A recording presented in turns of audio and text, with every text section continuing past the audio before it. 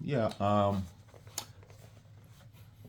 this video I want to complete what I started off yesterday about the universe and that physicist um, is not making any advance in productive, world-class, revolutionary um, discovery. No, there have been long time now, nothing exciting, about any discovery from the Higgs boson. Many years um, from 2012, 13, 14, 15, 16, 17, 18, 19, all the way up, man. All those years, oh my God, non-productive. Mm, sad.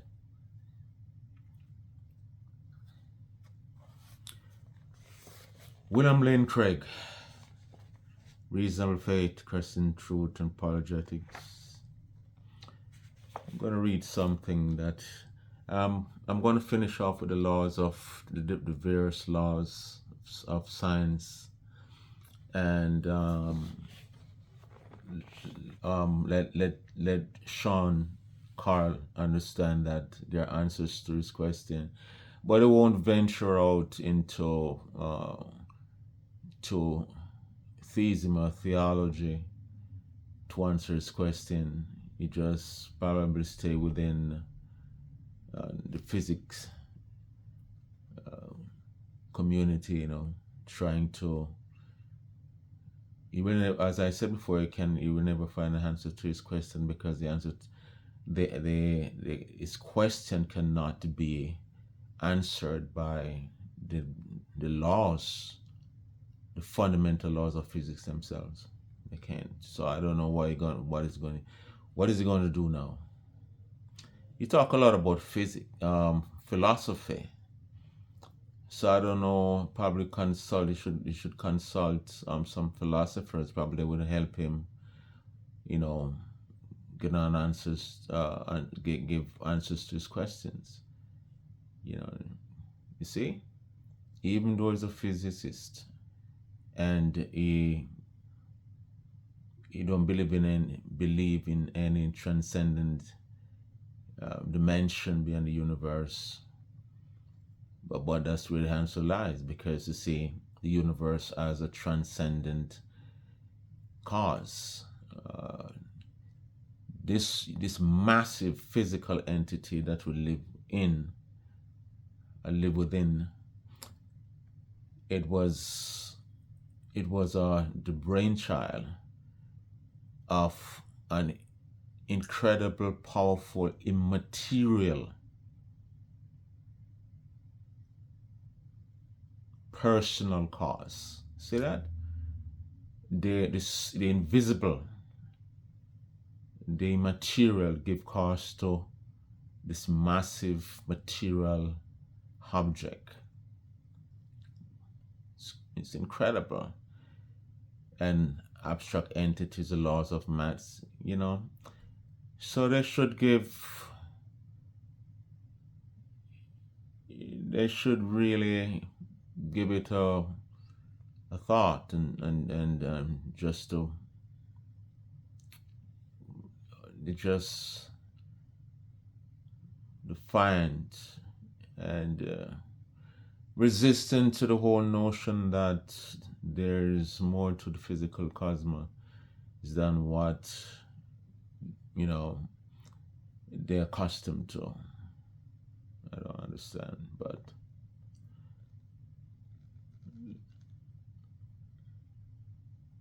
so we have both good philosophical and scientific reasons for regarding the cause of the universe as a personal creator. What more can be known about its nature? No, on the basis of our philosophical argument from the beginning of the universe, we know that he must be uncause and changeless. It's talking about God. Since an infinite regress of event is impossible, can have cause, like Richard Dawkins asks, who created God? There's a difference between contingent being and necessary being. Necessary being does not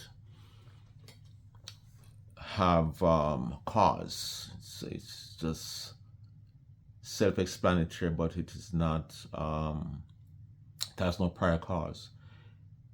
The God is self-existent. You need no external causal efficacy beyond himself. You know, you can't say God caused himself. You see me? That's absurd and preposterous.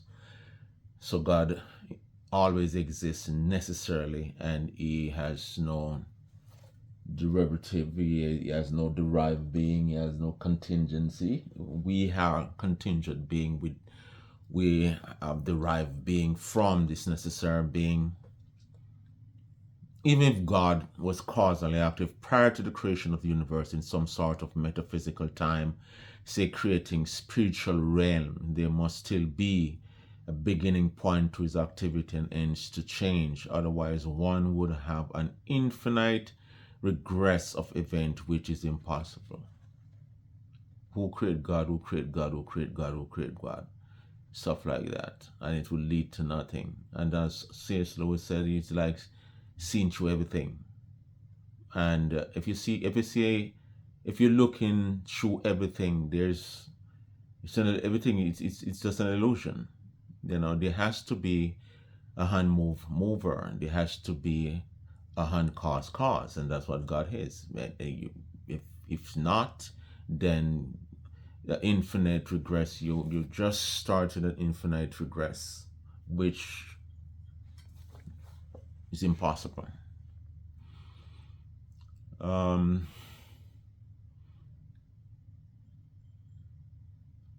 Since we know nothing about God's having been active prior to the physical creation, we may assume for simplicity's sake that time, or at least differentiated time, begins at creation, and that God without creation is changeless. I don't understand what I mean by differentiated time.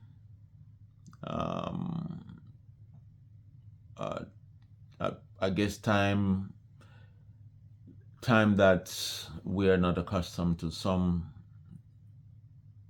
strange dimension, some peculiar time, because time was created with the universe, and whether either God live within a time dimension or outside of time dimension, because God is timeless. So for the sum of simplicity's sake, the time, or at least differentiated time, begins at creation, and that God without creation is changeless. Since he is changeless without creation, he must be either timeless without creation, or at least relatively timeless. To borrow the expression of one philosopher, that is, he exists in an undifferentiated time prior to creation.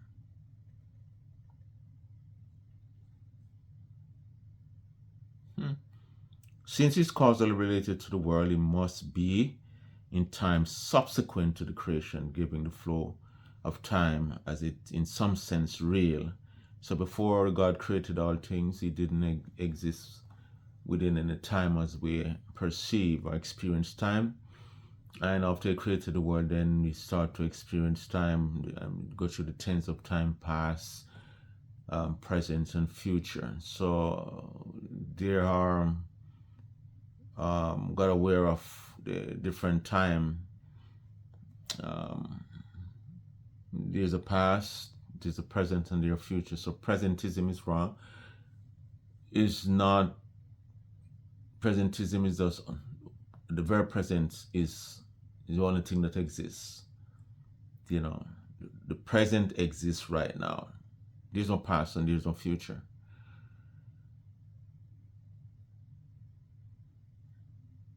And you talk about, I don't know if any of you ever heard about the eternal now, that where God sees everything, the eternal now. So, like the past, present, and future is bound up within this eternal now. But no, He talks about the past and present and the future.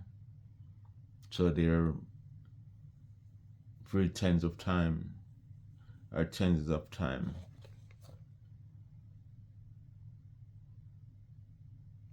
Since he's changeless, since he's changeless without creation, he must be immaterial.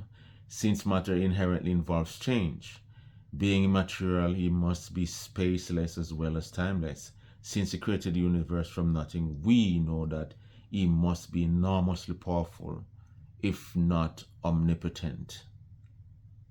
Since he brought the universe into being without any antecedently determining condition, fine-tuned it with a precision that literally defies comprehension, he must be both free and unimaginably intelligent, if not omniscient. And that's why we talk about yes, he's omniscient and omniscient, a limited creative power, and omnicompetent and omnipotent, all powerful. Moreover, the fact that the entire known universe, from the smallest elementary particles to the most distant star, was designed in such a way as to be a suitable environment for the existence of human life on Earth, suggests the astounding conclusion that he may have some special concern for us. Well, not primarily within the scientific community. We're just an accident within an accidental universe. Universe gives rise to us. Why? Based on the creature that we are, and by nature, and no chance necessity could give rise to such a creature. Nothing living, nothing intelligent, nothing, just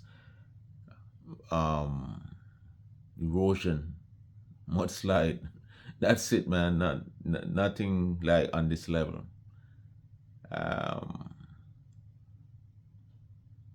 Moreover, the fact that the entire universe, from the smallest elementary particles to the most distant star, were designed, yes, they talk about the anthropic principle. And a lot of things scientists perceive within the universe, but they turn a blind eye. They don't want to, the implication is too troubling for them. And the implication is God. And God is perceived as the enemy to science. And so they don't want to, even though the evidence is pulling them to that direction, they refuse. They still hold on to this kind of evolutionary bias and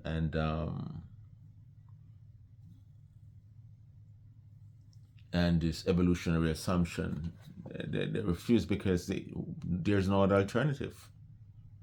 There's no other alternative. These properties constitute the essential core of what theists mean by God.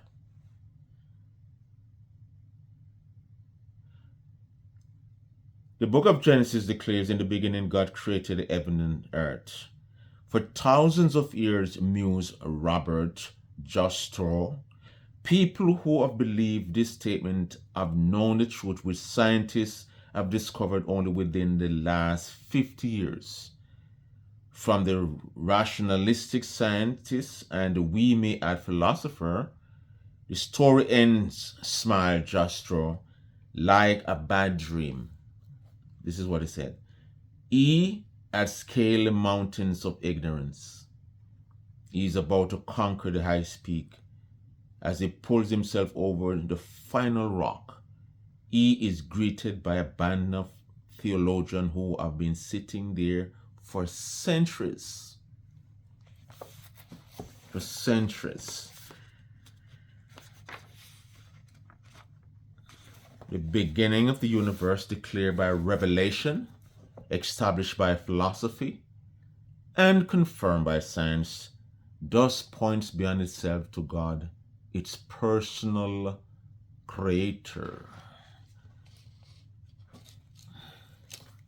Who say we don't have any contribution, intellectual, rational contribution to make within the the academia, are in the arena of public,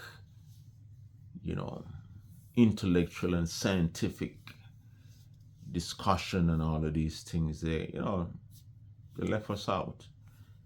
We don't want They don't want to hear anything from us, man. Nothing. We don't nothing religion, nothing spiritual. Just stay out of this guy. No, that's why I'm telling my the viewership. I read all kind of books, man, to be well rounded. Now this is I'm going to quote this person now. I'm going to quote this person, and he's I think he died now, but he was a versatile, well-educated lawyer. Gets was a part of the ID intelligent design movement too. Read a lot of books regarding that issue. Philip E. Johnson is a graduate of Harvard and the University of Chicago. He was a law clerk for Chief Justice Errol Warren of the United States Supreme Court and has taught law for 30 years at the University of California at Berkeley.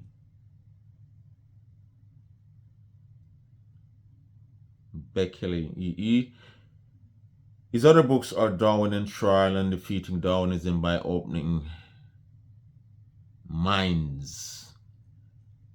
I think he had strokes. You have to relearn everything. And but eventually die.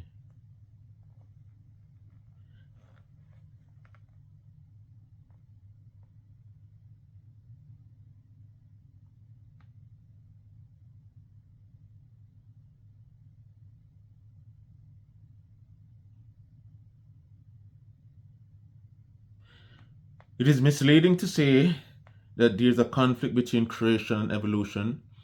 Such wording makes it appear that the conflict is over facts rather than over ways of thinking. Where scientists sympathetic to Christian theism have been unable honestly to interpret the empirical evidence in a manner consistent with the Genesis chronology or the worldwide flood, that is a genuine empirical problem that intellectually honest Christians cannot ignore in deciding how to interpret the Bible or understand the Bible or understand biblical authority. The situation is entirely different from when scientists insist that their empirical claim be evaluated by a standard derived from naturalistic philosophy. Where scientists have made an a priori commitment to metaphysical naturalism and endorse the power over mindless material process to create living organism because that power is implied by their philosophy, it is the right and duty of theologians to point out that there is another way of looking at the evidence. If theology is to have the grand role envisaged by Nancy Murphy and Arthur Peacock, or even any role at all in the competitive intellectual community, theologians must have the courage to defend their proper intellectual territory. To enter the field of intellectual argument is to accept the risk that we may lose by being proved wrong. But accepting the risk of being wrong is the inescapable price of making any meaningful statement about the world. The best scientists have never feared to accept that risk, which is why they have learned so much and also why they have placed themselves at risk by overextending their territory. Those who will not take a risk end up saying nothing at all, like the violinists who stop playing for fear of hitting a wrong note.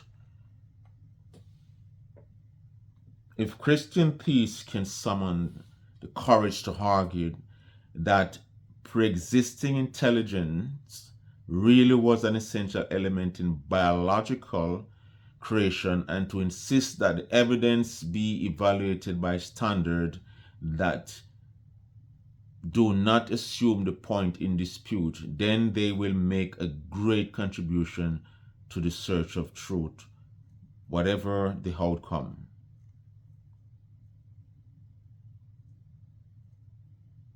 Possibly the scientific naturalists will come back with genuinely convincing evidence that unintelligent processes were sufficient, although if they were capable of doing that, I do not think they would fight so hard to keep the concept of creation off the table. No matter how the debate unfolds, we will come to know a great deal more than what we know now, and to overcome will be no worse for Christian theism than the theistic naturalists already assume it to be.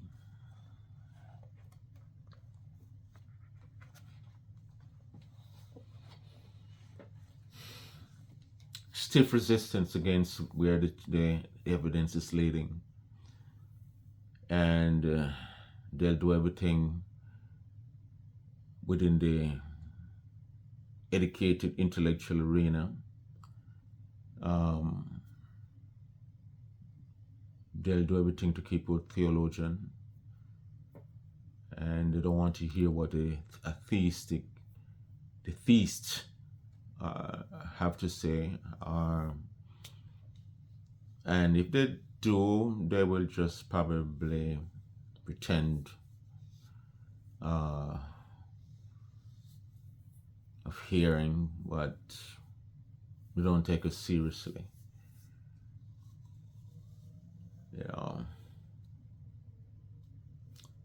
They don't take us seriously at all.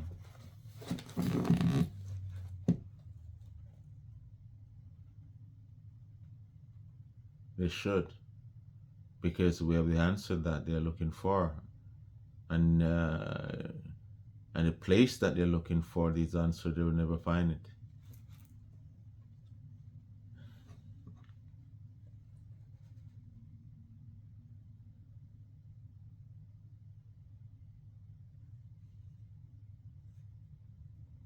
You'll never find it. Yeah, William Lane Craig said again, it seems that there's only one way out of this dilemma, and that is to infer that the cause of the universe is a personal agent who chooses to create a universe in time. Philosophers call this type of causation agent causation, and because the agent is free, he can initiate new effects by freely bringing about conditions which are not previously present. For example, a man sitting from eternity could will to stand up.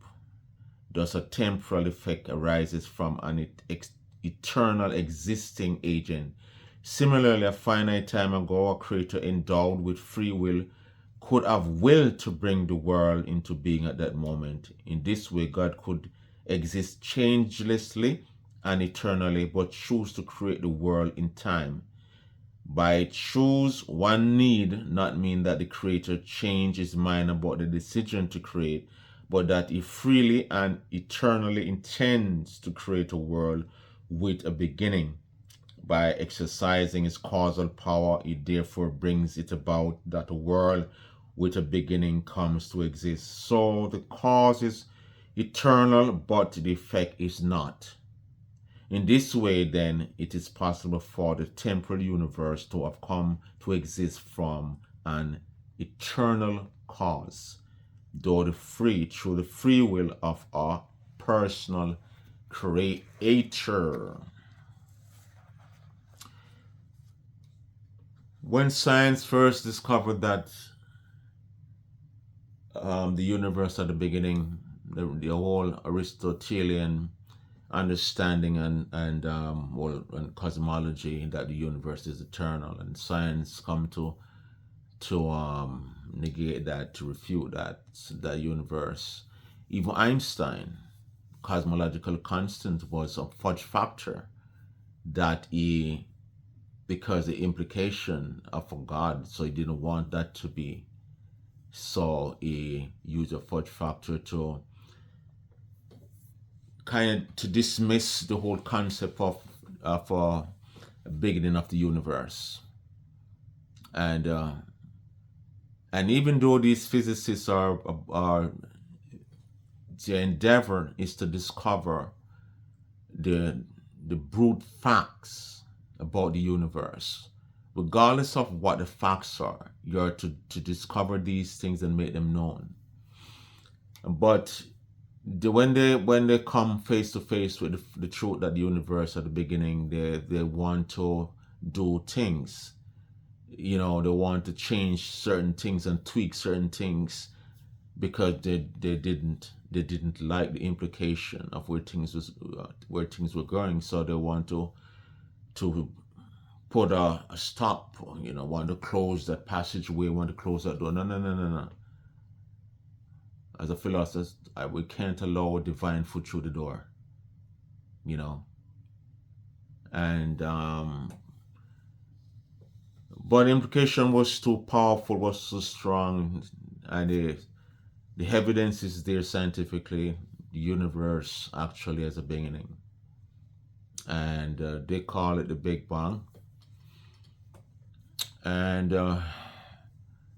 many try to peek beyond the singularity, where the Big Bang all sprung from. They try to peek behind that infinite or infinitesimal point. They try to peek behind there, even though many concluded that there is no beyond what we have now, what we are seeing now, what we're studying. Others try to peek beyond and come up with all kind of hypotheses about multiverses and all of these stuff. No, the multiple universes that give rise to our universe. There's a mechanism. What is it? That give rise to several of the universe, and ours seems to be the lucky winner, as I've mentioned before, with us. And even the entropic principle, a lot of people, physicists don't want to see it as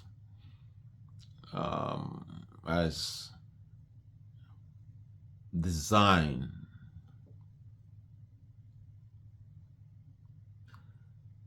There's a telesis behind everything, man. There's a orchestrated purpose, and that's why I have all these constants of physics in place to make life hospitable, to make life blossoms and thrive, and all of these things, man.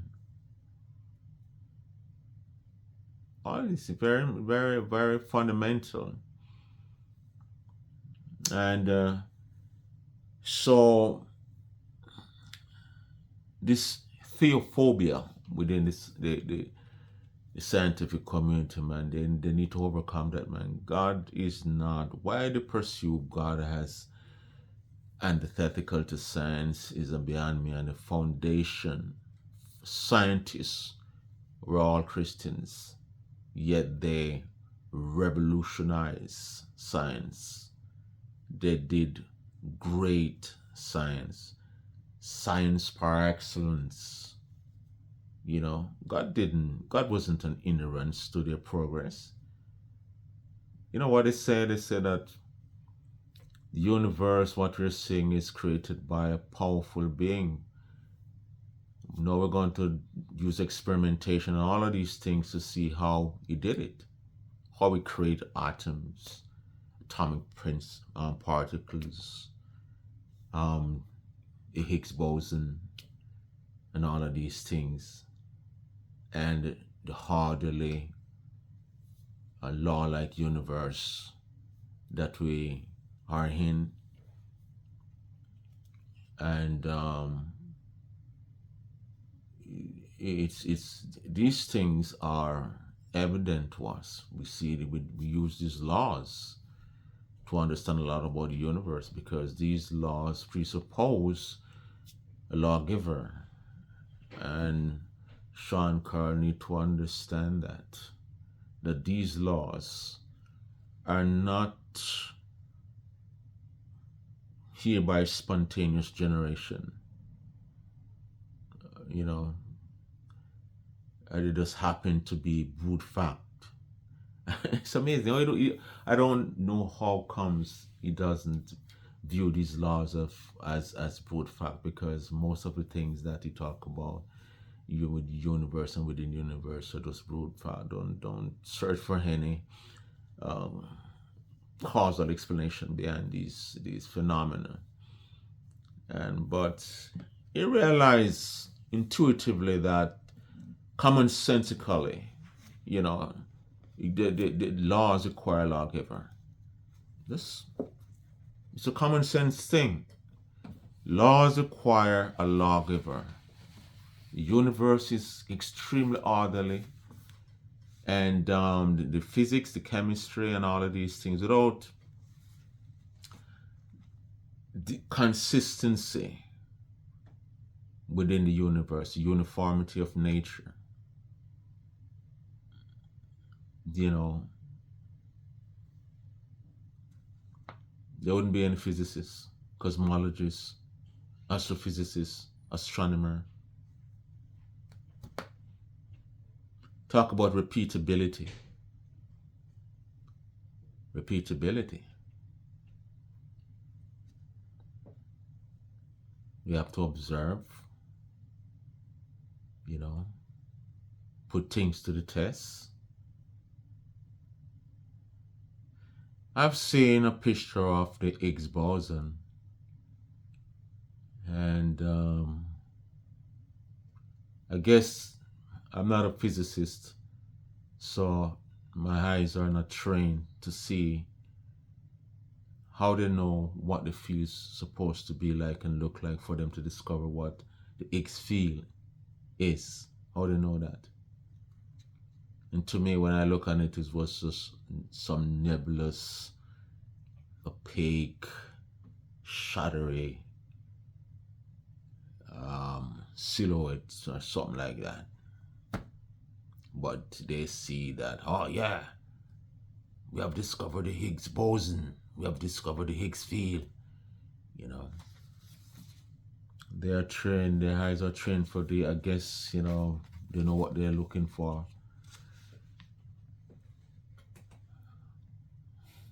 Who told them? That's what they see is what they should expect to see. I don't know.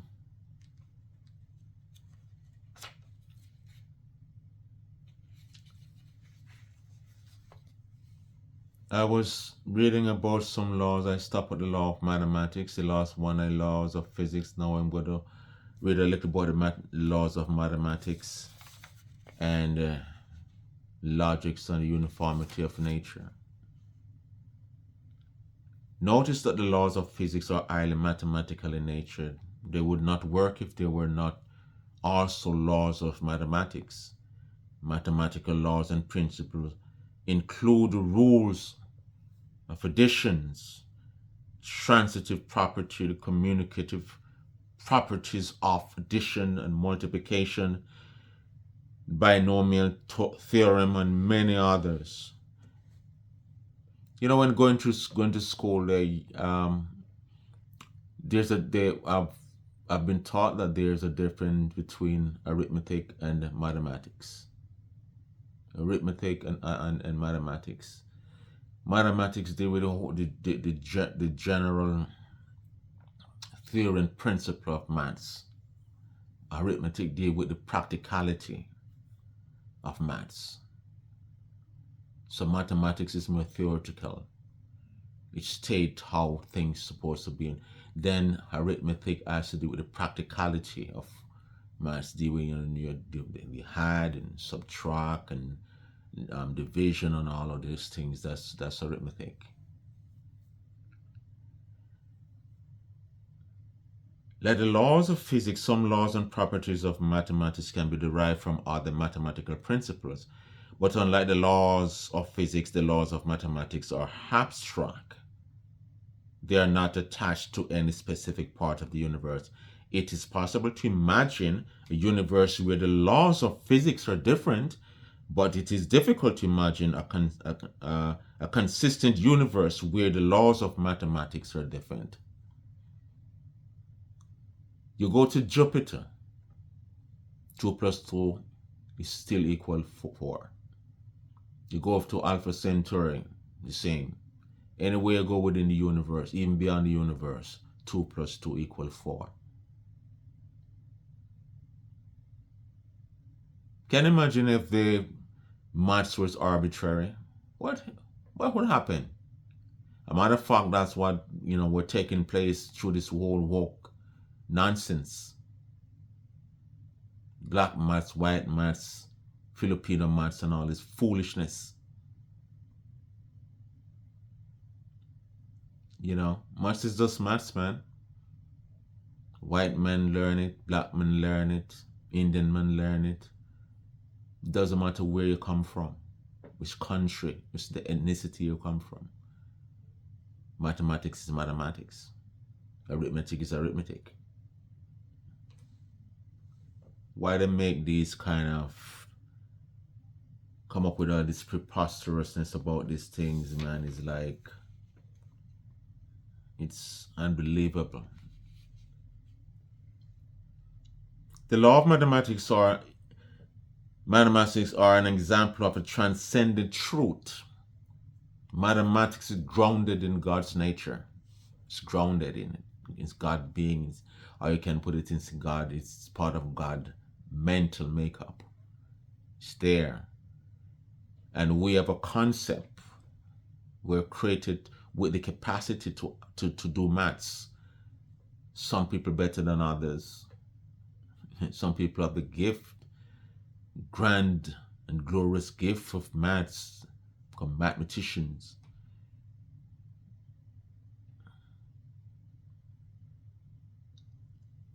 They must be true regardless of what kind of universe God created. This may be because God's nature is logical and mathematical. God is a mathematical being. He didn't create maths. God doesn't create maths. God doesn't create logics. It's a part of him. It's a part of him. So mathematics has no beginning and it has no end. The law of logic has no beginning and has no end. Because they're rooted in who God is in his nature. And intuitively we know.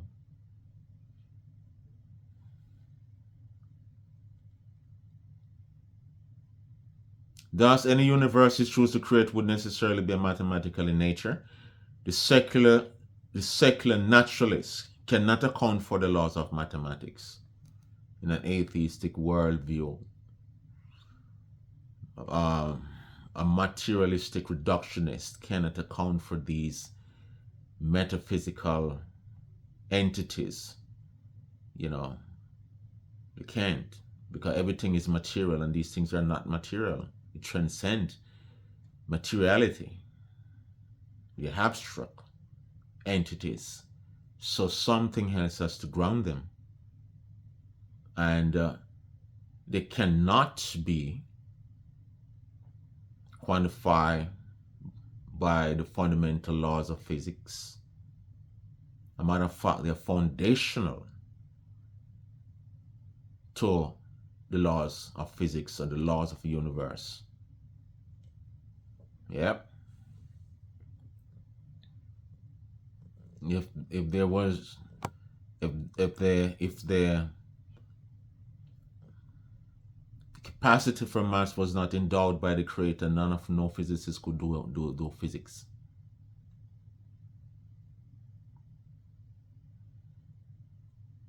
None. And even probably animal has a sense of numbers, but nowhere close to human being. You know, as I mentioned before, that a lion up against one hyena, it's a lioness, because to the male lion, even 40 hyena means nothing.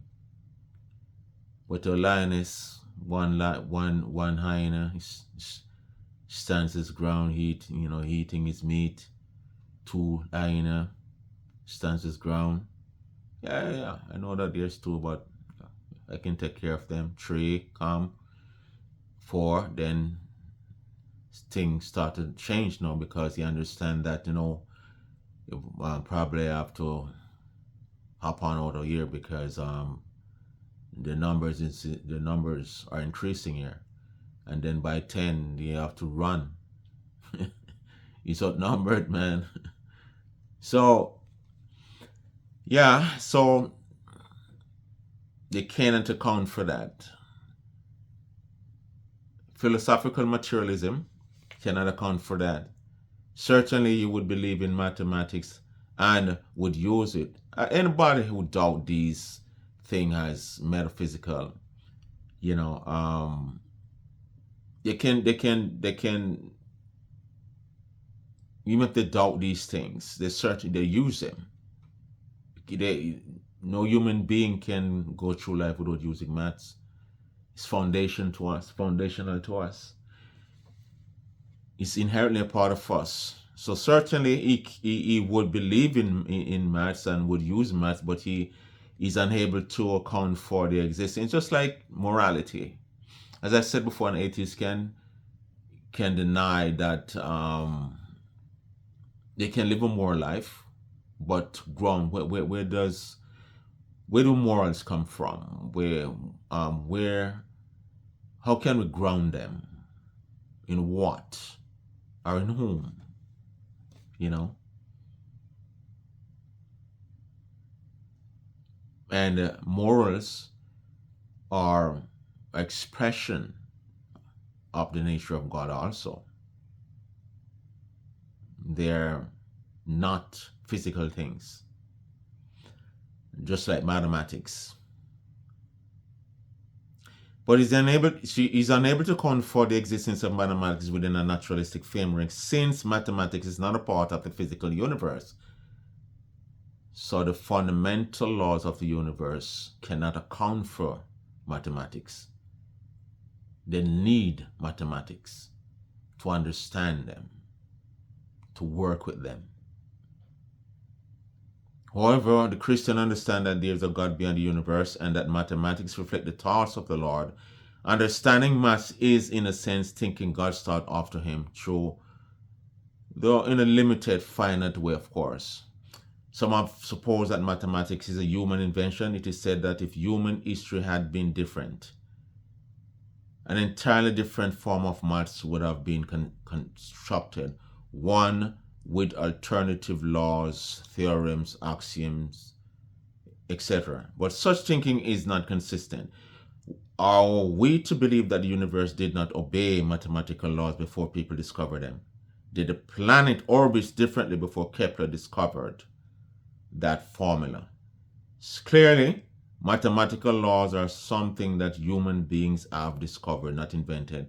The only thing that might have been different had human history taken a different course is the notation, the way in which we choose to express mathematical truth through symbols. Probably symbols will be different. The two,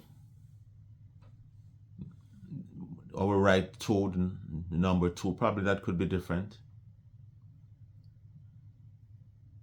But two is two. If you write the number two on the chalkboard and you erase it, two is not disappeared from the universe. It's not this. It's gone. No, it's there. It cannot be destroyed.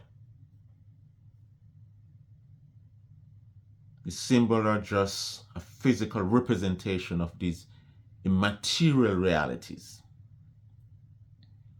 But these truths exist regardless of how they are expressed.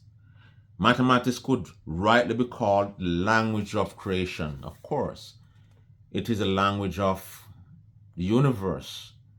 Physicists and cosmology, all astrophysics, all of them use maths, complicated maths, to work out certain things. It's a philosophy though. It's just a mathematical in a mathematical format. They think, they come up with ideas, and they put numbers and symbols to them. It's just like a premise, major premise, minor present premise, then the conclusion. It's a syllogism. It's syllogism, but it's in a mathematical way, in mathematical format. The law of logics, fundamental to updo science. All the laws of nature, from physics and chemistry to the law of biogenesis, depends on the laws of logics. All of them. Physics, the laws of nature, from physics and chemistry to the law of biogenesis, depends on the law of logics. Like mathematics, the law of logics are transcendent truth. So when people like Sean Carroll say, we can veer off into or do other stuff as long as we don't step outside of the confines of the fundamentals of physics, then we'll be fine. So the fundamentals of physics is what it's the determining factor that tell us to delimit our intellectual or our rational pursuit in whatsoever it is. Make sure you don't violate the fundamentals of physics, he says. We cannot imagine that the laws of logic could be anything different from what they are. Take the law of non-contradiction, for example. The law states that you cannot have both A and not A at the same time in the same relationship. Without the law of logics, reasoning would be impossible. But where do the law of logic come from? Where it come from? Can the fundamental of physics explain this question? Can the fundamental of physics give answer to this question? From whence came the laws of logic? Explain that. Explain that by the laws of physics, someone. If these things really exist, but they cannot be accounted for by the fundamental of physics, why you insist on the fundamental of physics, even though you know very well that these things are fundamental part of reality too? It's not only the law, the foundational principles of physics.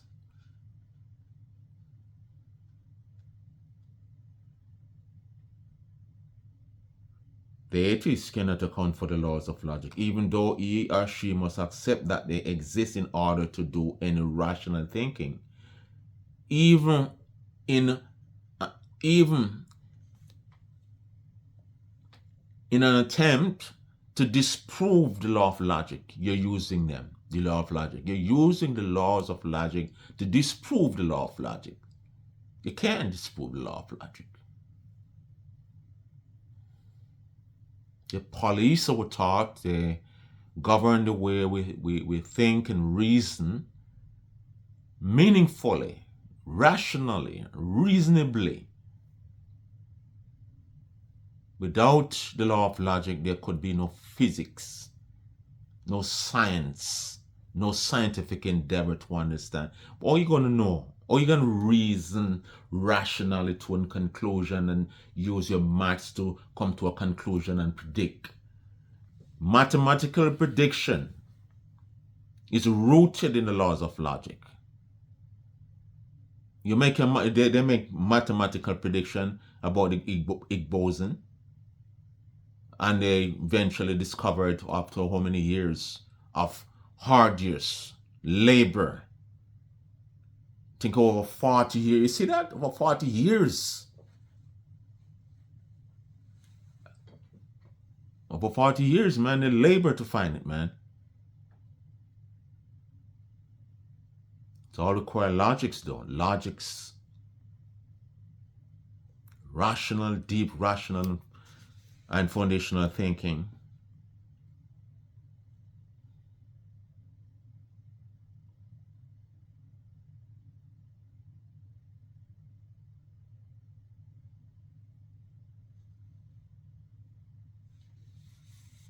And as I said before, mathematics is language of creation, and biology is English language. English language is a language of biology, you know. Yeah.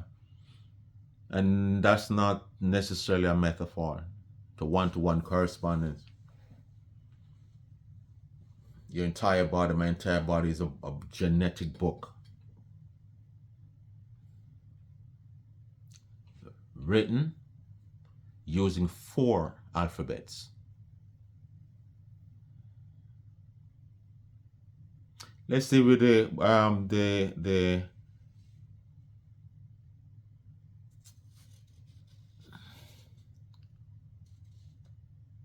so, but where did the law of logic come from? The atheists cannot come from, yeah. According to the Bible, God is logical indeed. The law of non-contradiction reflects God's nature. God cannot lie, Numbers 23:19, or to be tempted with evil, James 1:13. Since these things contradict his perfect nature, since we have been made in God's image, we instinctively know the law of logic. We are able to reason logically, though because of finite mind and sin, we don't always think entirely logical. So sin can taint, can affect our logical, rational reasoning, you know.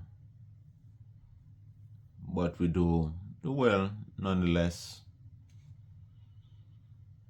No, the uniformity of nature, the laws of nature are uniform. They do not arbitrarily change, and they apply throughout the whole cosmos. The laws of nature apply in the future just as they applied in the past. This is one of the most basic assumptions in all of science. Without this assumption, science would be impossible. If the laws of nature suddenly and arbitrarily change tomorrow, then past experimental results would tell us nothing about the future. Why is it that we can depend on the laws of nature to apply consistently through time? Well, the Christian can, because the Bible gave us the answer. God is Lord of all creation and sustains the universe in a consistent and logical way. God does not change, and so he upholds the universe in a consistent, uniform way through time. You can read that in Jeremiah 33:25. That's why science is possible. That's why you cannot take God out of science. It's God that makes science not ever possible, makes science actual.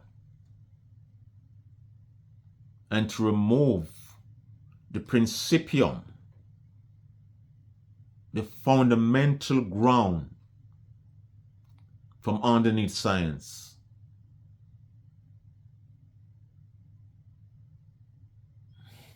it's like taking out your heart out of your chest, man. You'll die. You cannot separate God from science. It doesn't matter what you're trying to do, they can't. God is a God that makes science actual because we created the universe, endow human being with these a priori condition of the mind to think rationally, logically, and all of this give mathematics, you know.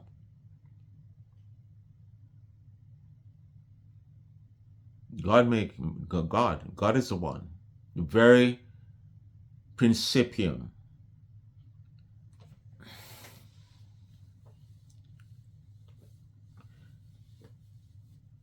is sine qua non.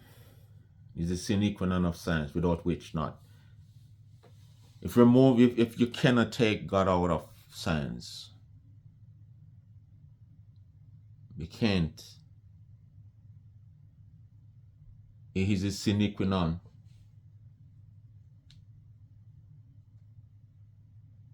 of science.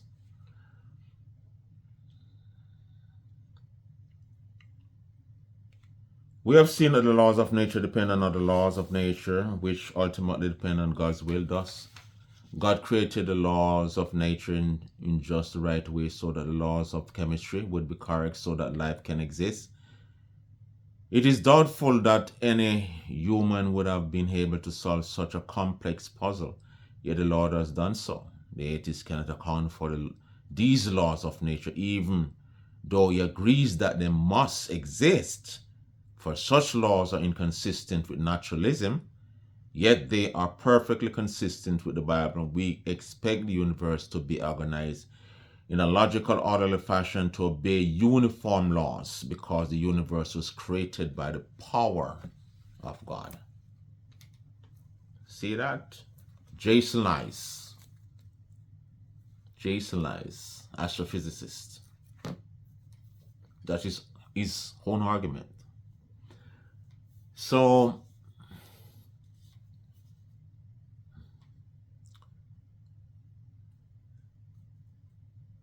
God is to science as oxygen is to human being, man. We cannot exist for long without oxygen. We cannot exist long without food and water. For sure, you will die.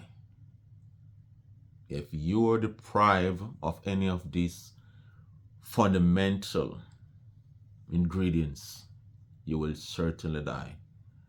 So likewise, science, God himself makes science possible and actual. Biogenesis, the mystery of life, will never be solved by any human being using naturalistic means. Will never, ever. A scientist will tell you that he will never say never ever. And like James to always use this argument saying that way back, say 3,000 years ago, you tell someone within that time period that, one day we'll go on the moon. You will say, what? You're crazy? Go on which moon? By what means? It will never, never happen. So, and then eventually, time progresses. They went on the moon. You might have a lot of questions about that, but just for the argument's sake, they went to the moon. And so, on that basis, you'll say, well, it can't, as a scientist, it can't say never will be. Then, it's just probably one day they will discover the answer, the secret of the mysteries, of the mystery of life. But he has a point to a degree. But there are certain things, man, as long as human beings live on this planet, there are certain things they will never achieve. It's just like they'll never be able to swim without some diving apparatuses. They're never able to accomplish that because they're not built to do that. No human being will ever create another human being. No human being. Other than when a man and a woman come together and pregnancy occur, the woman bring forth a child. But I'm saying, create another human being in a lab. Create another human being in a lab. People talk about brain, the interface between brain and machine, and use your mind to control certain. I heard a neurosurgeon say that will never happen. We can think about great things, that's the thing with human being. We can think beyond our capability to actually perform and achieve these things that we are thinking about. And that's why people make movies. They can't actually affect these things, actually do these things in the real world. But they accomplish them in the movies. A lot of special effects and all of these things. You know, it's just like to be a superhero. You want to be a superhero? Just take a bottle of bleach and just drink it, and all of a sudden you change out and get strong. Why? Why are they always strong? Why you change out? Because your whole DNA, change and you turn into some strong monster. In the real world, you will die. In the real world, you will not change out into anything. You will certainly die. You know, and and the information that we have on DNA is that you never change out into anything else, into any other being other than yourself, because in your DNA that information is not there for you to change into. I think the prince and the frog. You can't change in anything else, man. That's why macroevolution cannot occur for a bird to turn into some kind of dinosaur. For that to be possible, all that information has to be in the bird for that transition to take place. But it's not, so it will never be. Microevolution, variation within species, yeah. And this variation, not that the species becomes something other than itself, like a frog just evolve into a goat, all these nonsense. No. Now, science is wonderful, but, it's just a lot of bias and prejudice and all on to one assumption, even though you know that it's wrong, and willful ignorance, because a theist and an atheist and an agnostic can look on the same evidence but interpret the evidence differently based upon the preferences and stuff like that. If they don't want it to lead to intelligent design, then the whole that this thing, it came about by wind erosion and all, and over billions of years and stuff like that. Dr. McMurphy is another guy who is Doctor 2 PhD. He was once an evolutionist and teach it, but now he just be honest to himself and just see the evidence of all of this information that we have right now in biochemistry, in so much biology, a lot of stuff, man. Information overload and things that, as I said before, Darwin have a clue. They look on a cell as simple. Cell is not simple, it's highly complex. The DNA, the human DNA, it was dismissed as foolishness when they first get a glimpse of it. Like they all the kind of protein, everything is protein. They look at it and dismiss it until Watson and Crick said, "What? This is beautiful. This is remarkable. This is a code system that make any code system that human being created like a child's play." And in the earlier time when they start to get a glimpse of it, and they try to say it's ugly, and they try to dismiss it, and saying, "Oh, it's not as important as protein," and stuff like that, until they learn and come to know it, and have the technology to get down in it and look on it themselves and see the enormous complexity of the DNA molecule, RNA. Even James Stewart talk about carbohydrates. Oh, it's very extremely complex and all of these things. And then people, as I said before, people still hold on to the dogma of evolution in spite of all the information that we have now. That those guys back then, all they had is rudimentary information, rudimentary knowledge. When we hold on to something and we have greater knowledge, man, just let it go, man. We have greater knowledge about the thing. If you have hold to something that is basic, and you draw your assumption about this stuff and think that's what it is, and then we develop technology that we can look on this thing that you once look upon and say, oh, this is just simple things, and simple thing come about simple, simple process and stuff like that.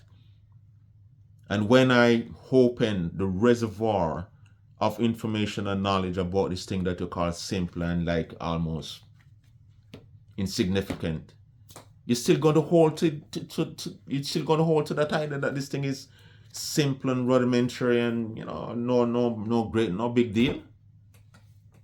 Still, you would still hold on to that in spite of all the information that I pour out to you concerning that thing that you misunderstood severely.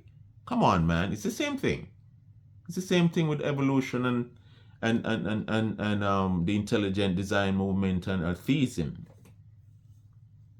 Open your mind, man. Be fair and just look on it and commonsensical issue.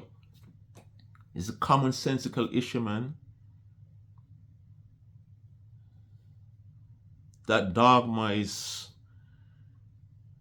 has been refuted by the wealth of overwhelming information. It's inundated by it. It's drowned. It's dead.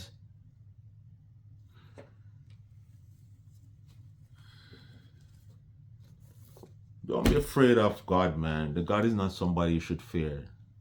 Get rid of your theophobia. You shouldn't fear him. You should love him because he's a lovable being, and he loves and he cares and create this world and put man in it. It's for us to just wallow in it, bathe in it, look at the things that he created and give him praise, man. Deserving of it. Because when we look on these things, we have the technology and to look deeper into things and see how things on an electron microscope, and that is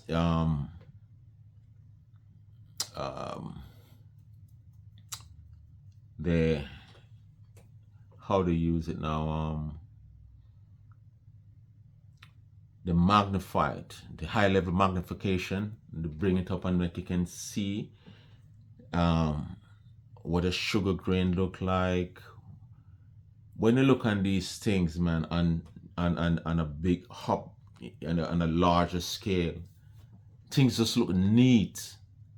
These things that allow us to have technology to peer into these things, a sugar grain, and put any the pencil, the floss that use the floss, put it under the microscope, and you could never believe it's the same thing. You could never believe it's the same thing. These are things, man, that open up our eyes, man, that we live in a very extraordinarily, incredibly complex world. And then you want to take that and credit it to naturalistic, to blind, undirected forces over billions of years? Is that rational? Is that rational? What naturalistic force could create you to create animals and birds and the trees with the fruits and all of these things? Just as you everything that we experience right now,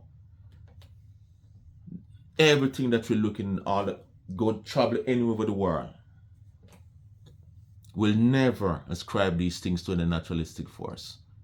We'll see the fingerprint of a creator, of a manufacturer. So why do you want to do this? You take it into biology now. You take it into the physics. Take it into chemistry. And all of a sudden it changes. You see a frog and you think it's came about by some wind and lightning struck and these different, climatic condition, and then bam, you get a frog.